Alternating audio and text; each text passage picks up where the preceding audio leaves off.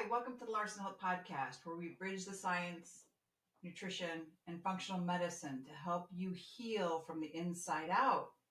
I'm Kim Larson. I'm a certified functional nutrition coach, Fast Like a Girl coach, and founder of Larson Health Weight Loss. Here we talk about real health transformation and how food, fasting, and lifestyle can help your hormones, your metabolism, and longevity in life without disease.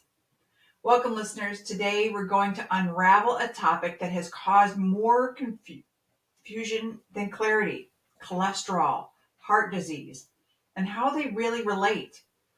You've heard about high cholesterol and bad cholesterol, maybe also good cholesterol, but what do these terms truly mean? What actually causes heart disease? Is it simply high cholesterol? And if it is important, what parts of cholesterol matter? What should you test? What should you do? And what's driven by your genes versus your diet and lifestyle? So by the end of our time together today, you'll have a much clearer model in your mind about how cholesterol fits into vascular health, and how you can talk about it in meaningful, science-backed terms. Let's talk about how heart disease develops and how the artery wall story goes, right? Let's begin with a mental picture of what happens in the artery wall. Heart disease, which I mean, what most people call heart attacks, coronary disease, blocked arteries.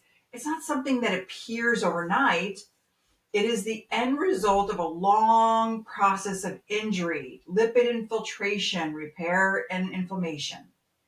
The process is called atherosclerosis, the buildup of lipid-rich plaque in the arteries over decades. And here's how the story unfolds. A lipoprotein particle in the bloodstream, we'll talk about which kind in a moment, but crosses the endothelial lining of the artery. That's basically the lining that you have, kind of like your gut, but it's actually in your heart. So it's the endothelial lining of the artery. And these are the tube areas of your heart. It enters the wall and becomes trapped. And there it begins to deposit cholesterol and attract immune cells. It causes inflammation. Foam cell formation starts to happen, proliferation of smooth muscle, etc. Over many years, that forms a fibrous cap and a lipid core plaque. Under certain conditions, a cap rupture or erosion or clot formation, the plaque can suddenly cause an occlusion or sudden event like a heart attack or a stroke. So one of the key scientific summaries of this says, trapping of ApoB lipoprotein particles within the arterial wall initiates and drives the atherosclerotic process from beginning to end. So all these particles have one molecule of ApoB, therefore plasma ApoB equals the total number of ApoB particles. So I have links in my podcast that I'll share on the articles about this research. So the number of atherogenic particles, which is those capable of entering the artery wall and depositing cholesterol, is a critical part of the risk.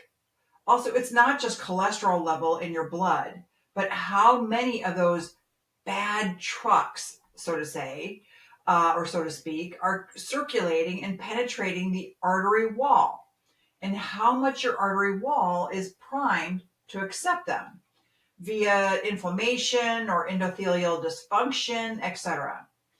Importantly, one of the recent high-quality analysis of the causal role of low-density lipoprotein, which is LDL. You've probably all heard of LDL and HDL. So LDL is your low-density lipoprotein. It showed that LDL is not just a marker, but a causal agent of atherosclerosis. For example, A landmark paper titled Low Density Lipoproteins Cause Atherosclerotic Cardiovascular Disease concludes that consistent evidence from numerous and multiple different types of clinical and genetic studies unequivocally establishes that LDL causes atherosclerosis. They abbreviate it as ASCVD. So instead of me saying this every time of the atherosclerotic cardiovascular disease, it's ASCVD. So what this means is if you didn't have LDL type particles circulating, you would not get atherosclerosis. Their presence is necessary, although alone not sufficient for plaque. That provides one of the strongest foundations for the cholesterol heart disease link. So cholesterol, lipoproteins, and what those terms mean, since I'll be explaining this to, a little bit more to you guys. When we talk about cholesterol, what we often mean is the cholesterol inside particles that travel through the bloodstream. Lipoproteins are the carriers for cholesterol and triglycerides. So like I used to have high triglycerides, high cholesterol. And so these are two different areas that are very much associated. I still have high LDL, but it's not the small little problematic lipoproteins or LDL. It is the larger size LDLs, which are fine. They're fluffy and they're airy, and those are not causing a problem. So while I have high LDL, they're all big and fluffy. So among these are the very low density lipoproteins. So very low density lipoproteins are abbreviated VLDL, and low density lipoproteins are LDL. And these are kind of more intermediate. And then high density is called HDL. So VLDL carry more triglyceride, LDL carry more cholesterol, and HDL often serve in removing cholesterol from tissues and returning it to the liver. Now, I also have a really high HDL, so that really helps to have a high HDL. And even though my LDL is high, it's, again, all the fluffy stuff. So from a risk perspective, what matters most are the ApoB containing lipoproteins. The apolipoprotein B, or ApoB, is a protein that sits on every lipoprotein particle that has the potential to enter the artery wall. So like LDL, VLDL, remnants, IDL, LPA, these are all terms that you might want to write them down as I've been going through them. But because each of those particles has one ApoB molecule, measuring ApoB gives a count of how many bad particles there are in circulation. So multiple recent reviews say that ApoB is, a better predictor of cardiovascular disease risk than LDL cholesterol alone. For instance, an article titled Apolipoprotein B, Bridging the Gap Between Evidence and Clinical, concluded that ApoB measurement outperforms LDL-C measurements and yet is underutilized in practice. Now, this is a PubMed study, and again, it'll be in the show notes. So meanwhile, LDL cholesterol, LDL-C, LDL lipo, the low density lipoprotein cholesterol, which is LDL-C, gives how much cholesterol is carried inside the LDL particles, but that doesn't tell you how many LDL particles there are. So two people might have the same LDL-C value, but one could have many small cholesterol poor particles, which are higher risk, and one have fewer large cholesterol rich particles, lower risk. And that's part of the reason why ApoB is advantageous to know. So in a large genetic association study, dose response associations of lipid traits with coronary artery disease and mortality, researchers found that higher genetically predicted ApoB or LDL-C were associated with higher CAD risk. And mortality across the whole distribution. So they conclude that these insights highlight the importance of ApoB, or equivalent LDL cholesterol, lowering for reducing cardiovascular morbidity and mortality across its whole distribution. Now, this is a JAMA study that was done, so I want you to be able to see that also in the show notes. So another important player is LPA, lipoprotein A. It is structurally similar to LDL, but it carries an extra protein, apolipoprotein A, that makes it stickier and more prothrombotic, or more likely to deposit and initiate clotting is what that means. So evidence is strong that elevated LPA is an independent causal risk factor for atherosclerotic cardiovascular disease, ASCVD. For example, the review, lipoprotein A, genetically determined causal and prevalent risk factor, states that high levels of LPA are independently and causally related to ASCVD. So LPA is genetically driven. Your genes determine most of your level and carries extra risk beyond standard lipids.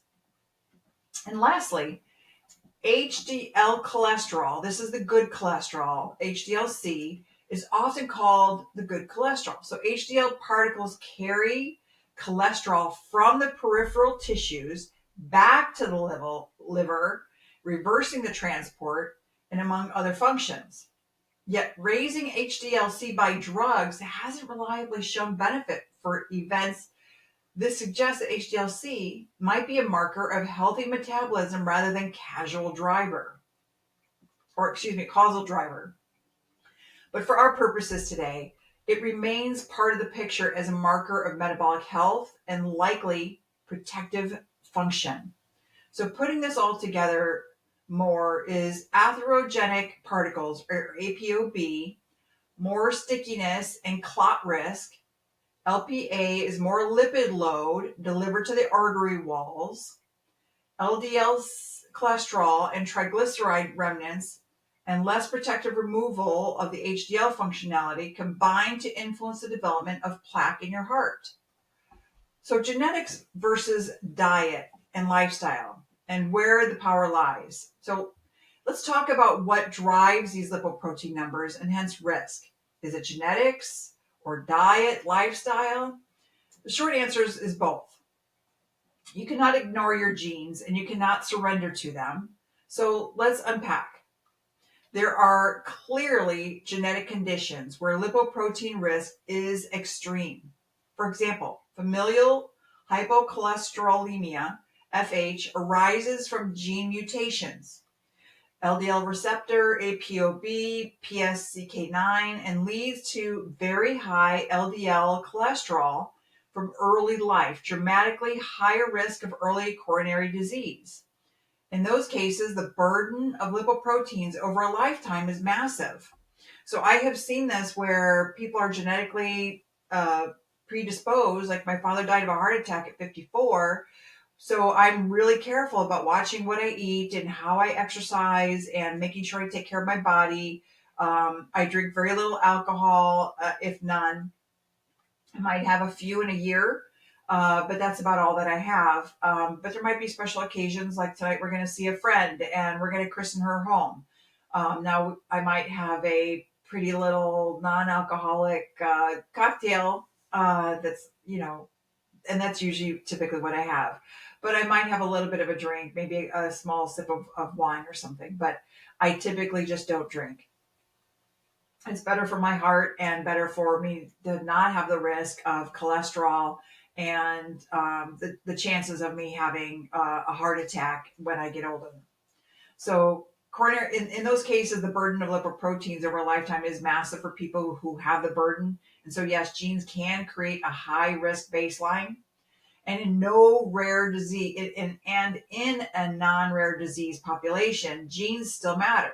Consider LPA. Your LPA level is mostly determined by genetics, and lifestyle changes don't move it significantly. That means if you have a high LPA, you carry an extra layer of risk.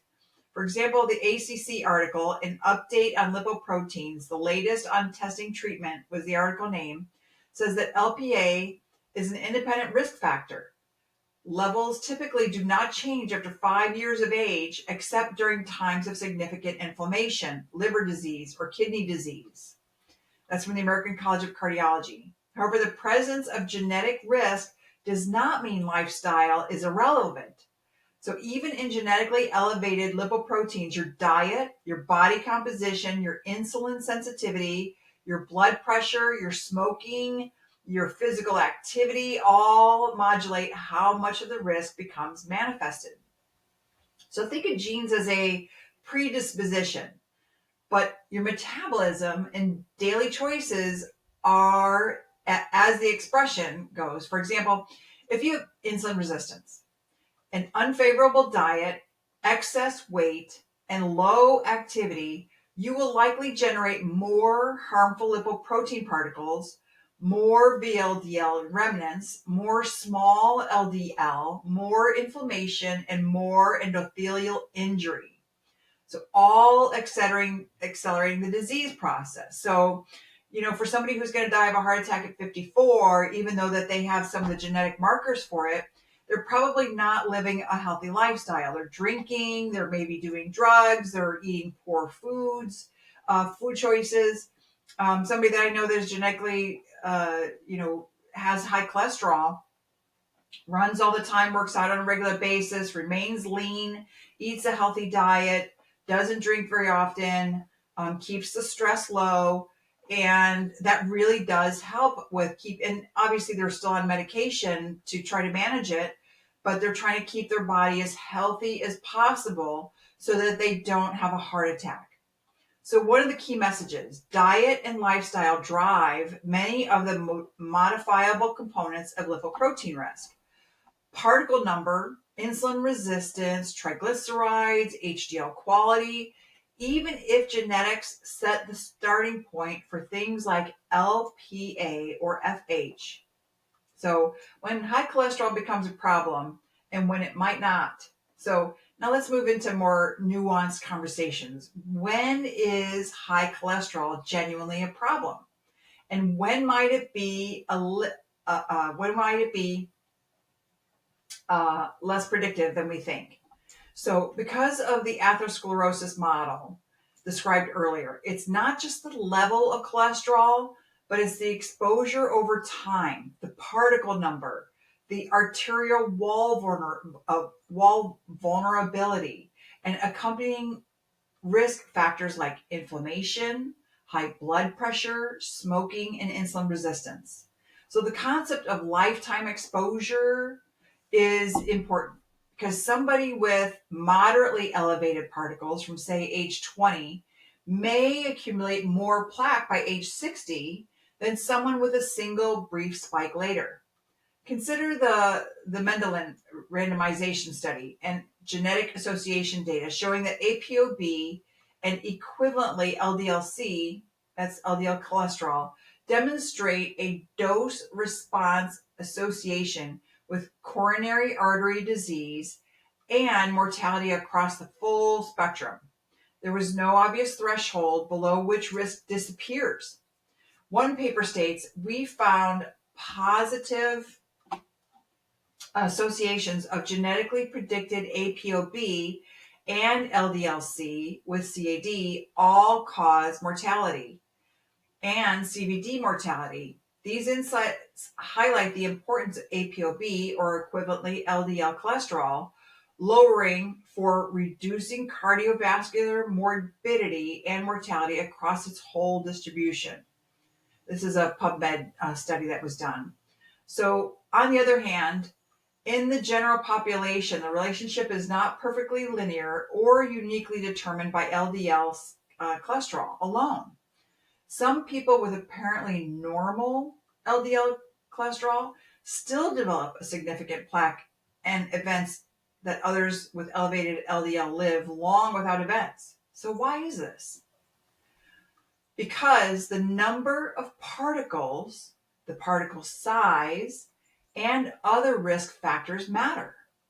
That's where ApoB adds value, because the LDL cholesterol may misclassifying risk when particle count is high, but each particle carries less cholesterol. So LDL cholesterol is normal, but ApoB is elevated. Several analyses show that ApoB is superior to LDL cholesterol for prediction of events. For instance, in apolipoprotein B and cardiovascular disease, the authors summarize that recent studies have shown that ApoB has a higher sensitivity and specificity than LDL cholesterol in predicting cardiovascular events. So these values do not strongly correlate with LDL cholesterol levels. That's another PubMed study. So let's talk about another nuance for this role of residual risk. Even after LDL cholesterol is lowered aggressively, risk remains. Some of that risk comes from lipoprotein A, the study, lipoprotein A, and risk-weighted apolipoprotein B found that in individuals with high lipoprotein A, estimating cardiovascular risk with apolipoprotein B underestimates risk. So because LPA carries extra atherogenic and thrombogenic potential that separates from the standard LDL particles. This is a Biomed Central study. So you could have a good LDL cholesterol, but if your LPA is elevated, you still have elevated risk.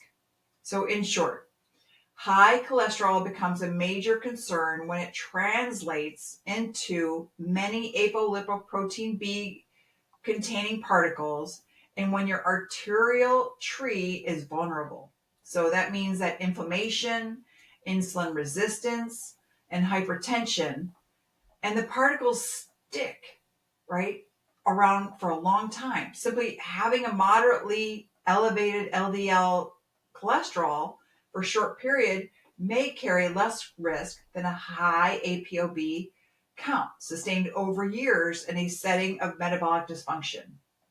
So what to test and how to interpret, just in plain language. So let's step aside from jargon for a moment and talk about what a practical testing strategy might look like for my listeners.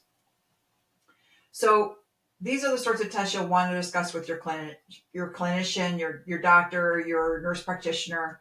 So first, the standard lipid panel that you'll want is total cholesterol, your LDL cholesterol, your HDL cholesterol, and your triglycerides. This is a useful starting point. And then second, consider a ApoB test, which counts how many of the bad particles, the ones capable of getting stuck in the artery wall, you have. The scientific literature consistently shows that it is at least as good or better than LDL cholesterol for predicting risk. One article said that ApoB measurement outperforms LDL cholesterol measurement in predicting atherosclerotic cardiovascular disease risk, despite data suggesting this. It has not become widely adopted into routine clinical practice. So that's why it's so important that you talk to your doctor about getting these tests done, because they might not know the latest research that is out there about, it's not about the LDL being high. You got to test your ApoB.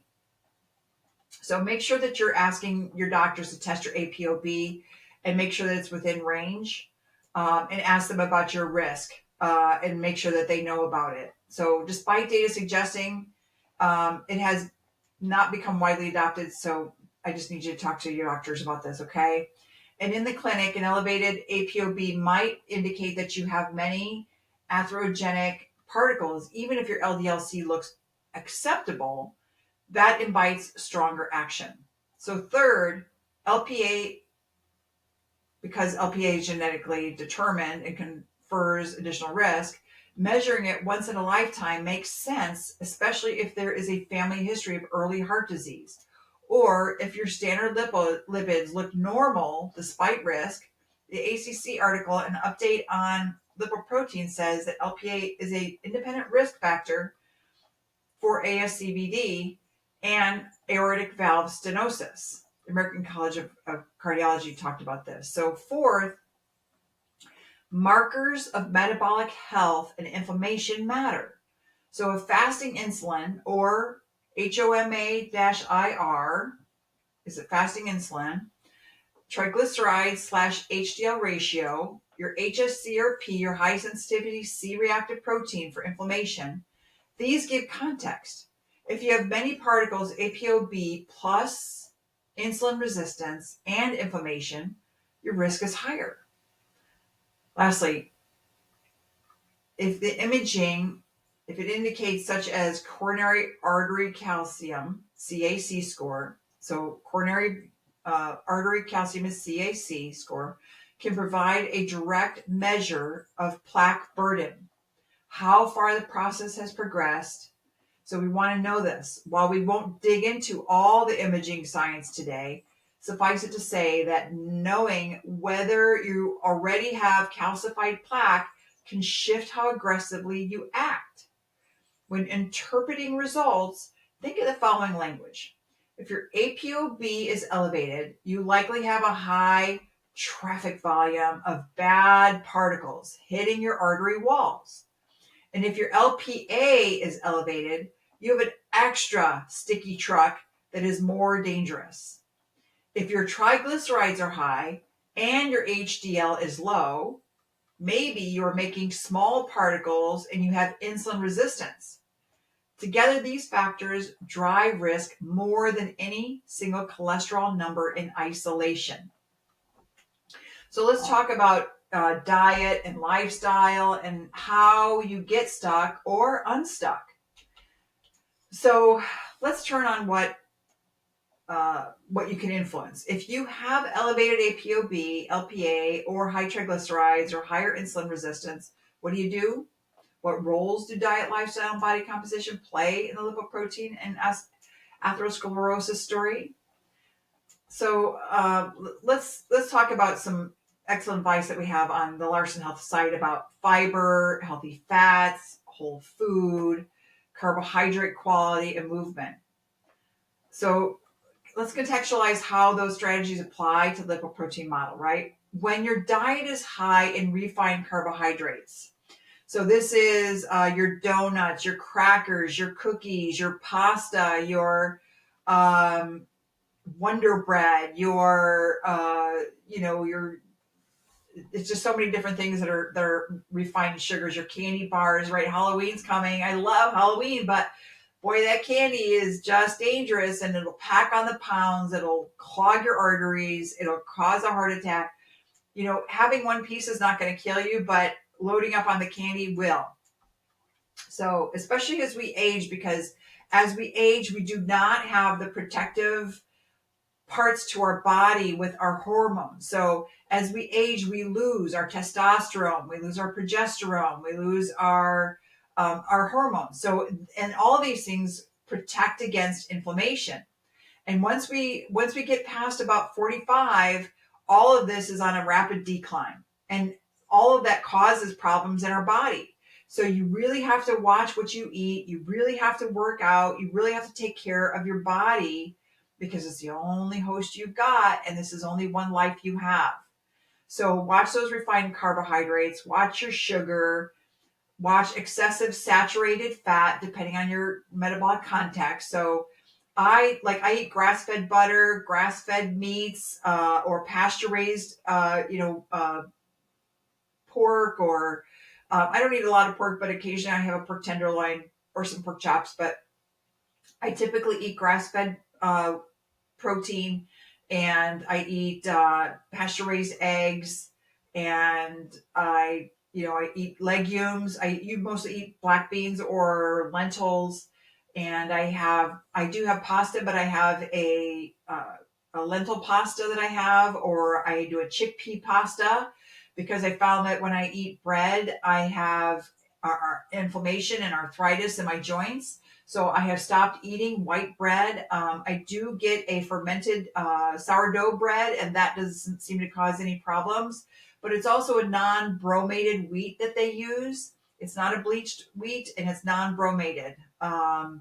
So meaning it's not highly processed and it doesn't go through breaking it all down, and it's not sprayed with all the junk. So excessive saturated fat. So meaning you're getting these the butter spreads, and you're getting regular eggs, and you're getting store bought just regular butter that has a lot of stuff in it, a lot of hormones that are not good for your body. So, and you want to watch your fibers. So I eat a lot of vegetables as well. And in the morning I have, it's organic or grass fed, cottage cheese and Greek yogurt. It's plain. And then I'll put in some chia seeds, and I'll put in some Himalayan tartary buckwheat flour. And then I'll put in some whey protein and some peanut butter protein. And then I'll put in half an avocado, and it fills me up. I usually can't even finish it. So I still have about half of my bowl left. I had my breakfast this morning. I just couldn't finish it because what happens is when you drink water with chia seeds, it really fills you up. It's amazing what it does. And it slows down the digestion, and it really keeps you full for quite a while. So I'll eat another meal later on today, maybe around 3 or 4 o'clock, and that'll be the last time I eat. And I'll make sure that I'm getting protein like chicken or we had some meat sauce that we made, and it's got 3 pounds of meat in there, and it's got some red sauce and some tomatoes that we grew in our garden, all put together in there, and it's all organic. So just trying to eat healthier and trying to lower the inflammation really does make a difference. So getting some of that fiber. And when you're sedentary with excess abdominal fat, so that's that belly fat, you see a lot of people, they got these skinny legs, but they got the big old abdominal fat. And the following tend to occur as we get older, and your body becomes insulin resistant. Your liver churns out more VLDL particles, so that's the very high LDL particles, rich in triglycerides, which eventually produce remnant particles and small LDL particles. So these particles often carry more cholesterol for their size. They penetrate the artery wall more easily, and in some contribute to a high particle count or high ApoB. In addition, insulin resistance is associated with higher inflammation, lower HDL function, higher triglycerides, lower HDL cholesterol, and as such, a metabolic milieu. The bad trucks are more frequent. The road conditions are worse. Your vessel inflammation, your endothelial dysfunction, and the cleanup trucks, the HDL, are less effective. So in contrast, when your diet emphasizes whole grains, legumes, plenty of fiber from fruits and vegetables, healthy fats such as avocado, coconut oil, grass-fed butter, nuts, and seeds, you maintain or improve your insulin sensitivity. You reduce your very high LDL production. You shift toward fewer remnant particles, and you reduce the number of atherogenic particles. Fiber helps by binding bile acids in the gut, indirectly reducing cholesterol and lipoprotein production.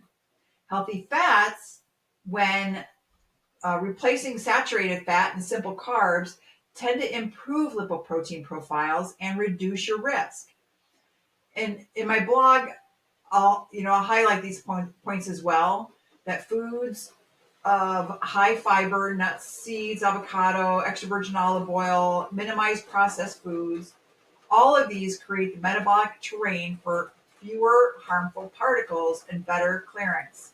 I love the rain. I don't know if you guys can hear it. Crucially, even if you have a genetic risk, say elevated LPA, you can reduce other risks, lower ApoB, fewer very high LDL with better metabolism, so that your overall risk is substantially reduced. The genes might determine your baseline driveway, but your use of the driveway, how many cars go in, how fast they go, how the roads are maintained, that part you influence. So in short, diet and lifestyle are not optional. They are foundational and they interact with lipoprotein biology.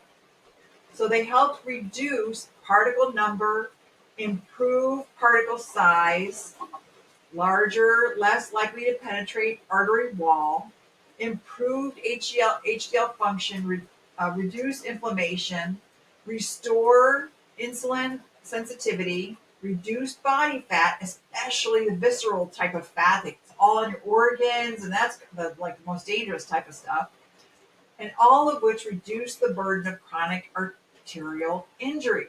That's the connecting all the stuff attaching to your artery walls and clogging your heart up, causing a heart attack. So putting it all together, again, a narrative version of what what I'm saying here on this podcast. I want to weave the science and the story and the practical and speak, more clearly to you instead of all those APOB and things you might not understand. So let's imagine your blood vessels as a highway, right?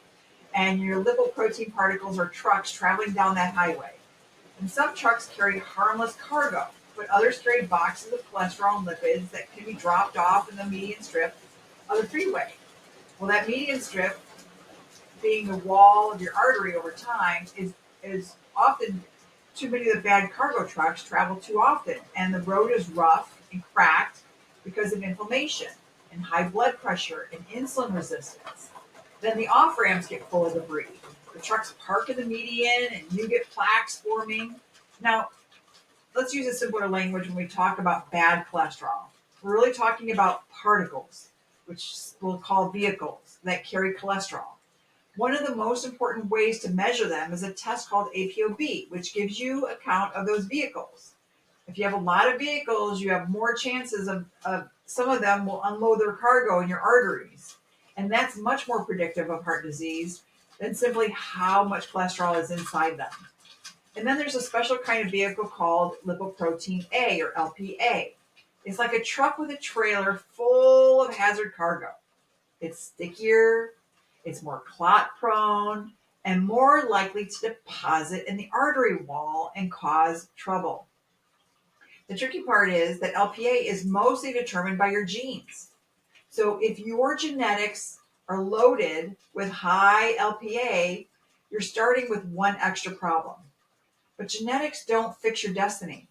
Because if you can reduce the number of bad trucks via fewer very high LDL, fewer remnant particles, better metabolism, repair the road, reduce the inflammation, and improve your insulin sensitivity, you dramatically reduce the chance that those trucks do damage. So even a person with high LPA can have lower risk if the risk of their system is robust. And high LDL, or high cholesterol, becomes a real threat when it translates into many particles or many trucks, sustained for decades in a high inflammation or insulin resistant environment. So it may be less problematic if it is modest, short term, and your metabolic system is healthy. In terms of what to test, yes, get the standard panel.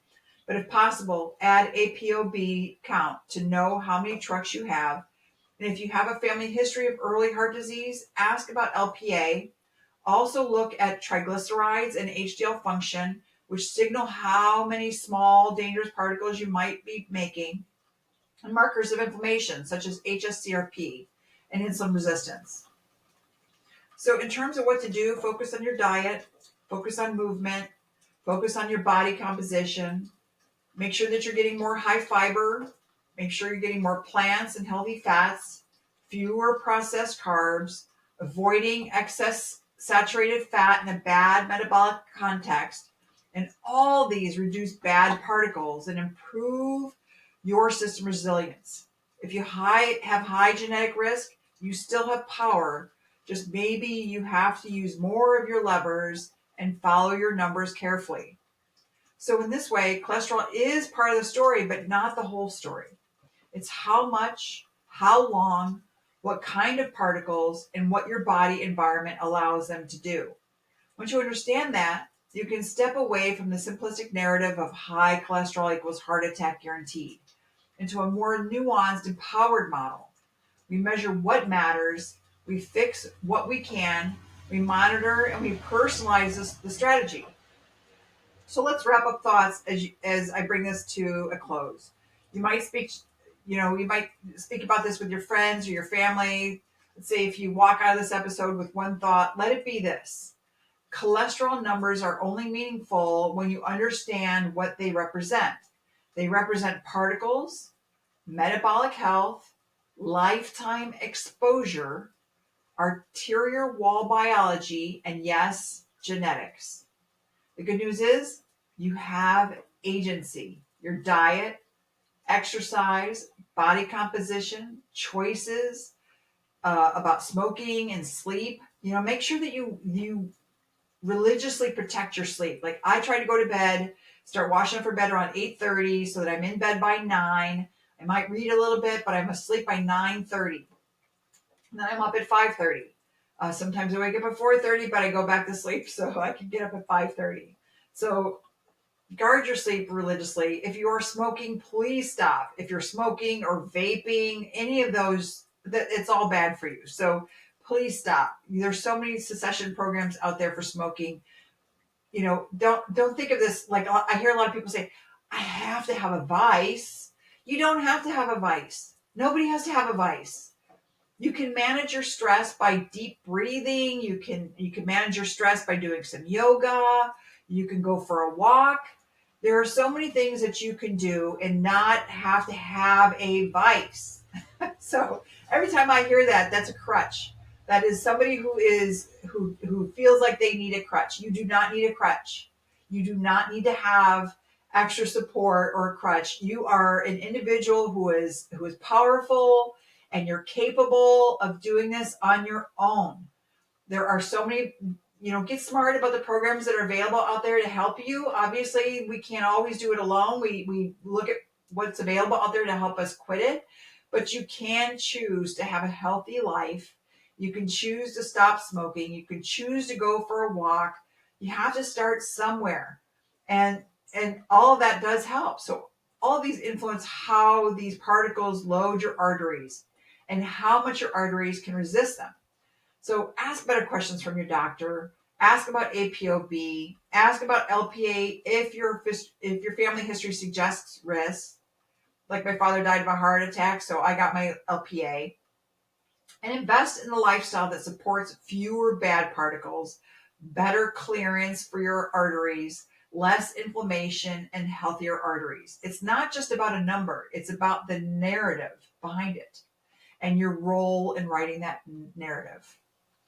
You can listen to the Larson Health Podcast on Apple Podcasts, Spotify, and watch full episodes on YouTube, LinkedIn, and Facebook, and snippets on social media like Instagram and TikTok, where I also share behind-the-scenes clips, recipes, and bonus insights from my coaching practice. And if you're ready to take your health to the next level, visit LarsonHealthWeightLoss.com to learn about my personalized programs, my hormone-supportive meal plans, and one-on-one functional nutrition coaching. You can check out my website at LarsonHealthWeightLoss.com or my YouTube page at the Coach Kim Larson, where I have workouts, and on my website I have workouts. I have great blog articles, and as well as snippets from the podcast if you can't listen to the whole thing. So thank you so much for joining me today. I'm grateful to have you here, and I look forward to answering any questions that you might have.